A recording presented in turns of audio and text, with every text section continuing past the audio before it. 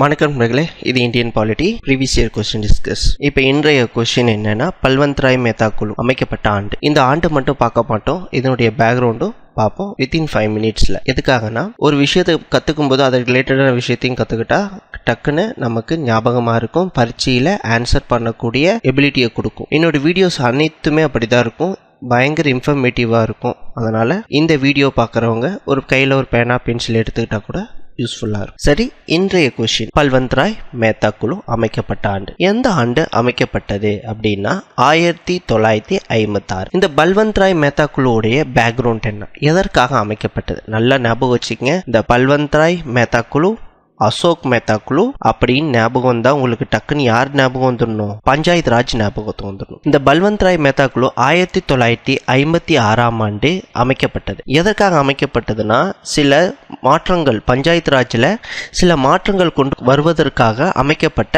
ஒரு குழுவாகும். 1956 ஆண்டு சமூக மேம்பாட்டு திட்டத்தின் மூலம் இந்த கமிட்டி ஆய்வு செய்து இதன்படி 1957 ஆண்டு குழு அறிக்கை சமர்ப்பிக்கிறது. இந்த அரசாங்கம் செயல்படுத்தக்கூடிய சட்டங்கள் அனைத்துமே சரியான விதத்துல கிராமங்களை கொண்டு போய் சேர்க்கணும் அப்படிங்கறதா இந்த குழுவோட நோக்கம். அப்ப சரியான நிர்வாக முறை கிராமத்துக்குள்ள இருந்ததுன்னா அந்த அரசாங்கமானது தேவையான நிதியை கொடுப்பதற்கு சரியான கட்டமைப்புடன் கூடிய நிர்வாக வசதி இருக்கணும். அந்த நிர்வாக வசதி எப்படி இருக்கணும் அப்படிங்கறதையும் இந்த குழுவானது கொடுக்குது.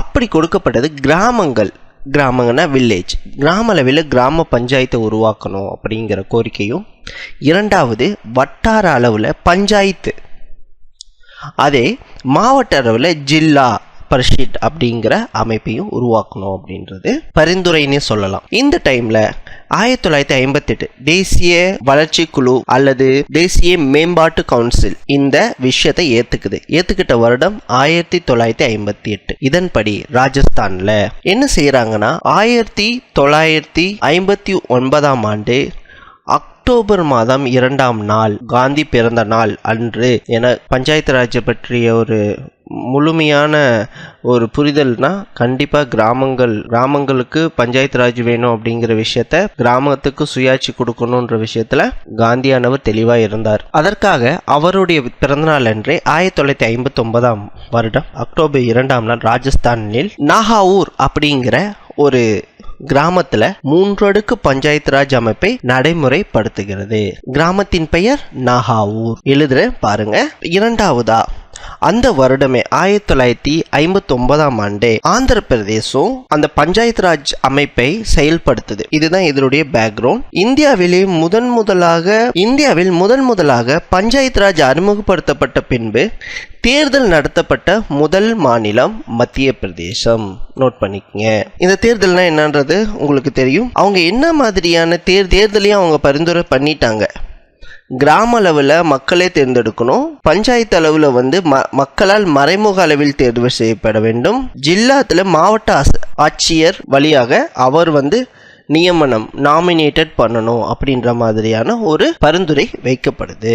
அதன்படி முதலாக நேரடி தேர்தல் நடக்கணும் அப்படிங்கிறது கிராமத்துல நடக்கணும் அப்படின்றதுக்காக முதல்ல மத்திய பிரதேசல தான் இந்த தேர்தல் அப்படிங்கிற நடைமுறை முதலில் வந்தது. சரி, இந்தியாவில் பஞ்சாயத்து ராஜ் எப்பொழுது உருவாக்கப்பட்டது?